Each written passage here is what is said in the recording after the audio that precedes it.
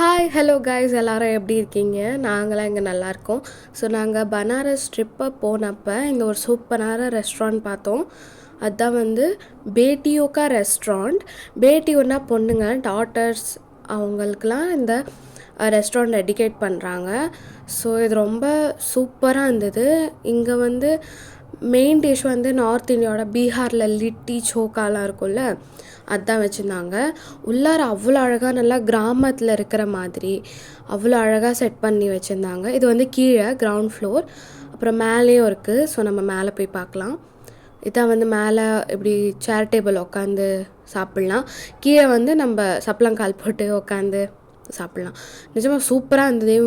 கீழே தான் வந்து ஆர்டர் பேமெண்ட்க்கான இடம் இருந்தது. நாங்கள் ஆர்டர் பண்ணிட்டு வெளியே வந்து சுற்றி பார்த்தோம். அவ்வளோ அழகாக இருந்தது. மீன்ஸ் இங்கே ட்ரெடிஷ்னலாக எல்லாம் பழைய காலத்தில் இருக்கிற மாதிரியே எல்லாம் வச்சுருக்காங்க. அவ்வளோ அழகாக எல்லாம் டெக்கரேஷன்லாம் பண்ணி வச்சுருக்காங்க. இதை மெயின்டைனாக இவங்க டெய்லியும் பண்ணுறாங்க.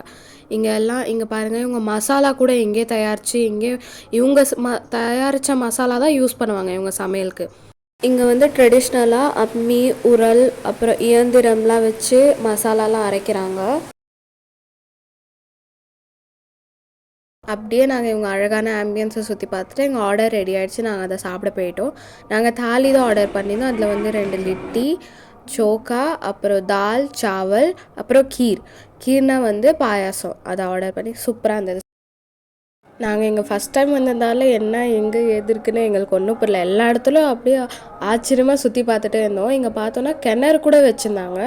ஒரு செட்டப் தான் அதுவும். ஆனால் அதில் தண்ணி கூட இருந்தது. நாங்கள் அது எங்களுக்கு தெரியவே இல்லை.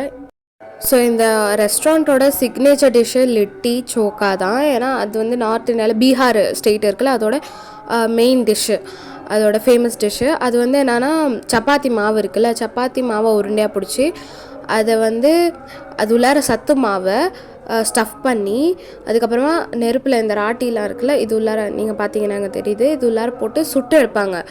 அதுதான் வந்து லிட்டி. அதுக்கப்புறமா இது கூட தொட்டுக்க ஒன்று தருவாங்க, சோக்கா. அதில் வந்து உருளைக்கிழங்கு, அப்புறம் கத்திரிக்காய், வெங்காயம், தக்காளி, பச்சை மிளகாய், எண்ணெய் இதெல்லாம் போட்டு நல்லா மேஷ் பண்ணி அது தொட்டுக்க தருவாங்க.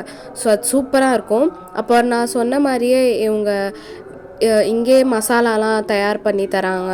எண்ணெய் உங்களுக்கு வேணால் இங்கேருந்து நீங்கள் வாங்கிட்டு போகலாம். அப்பளம் கூட இருக்குது.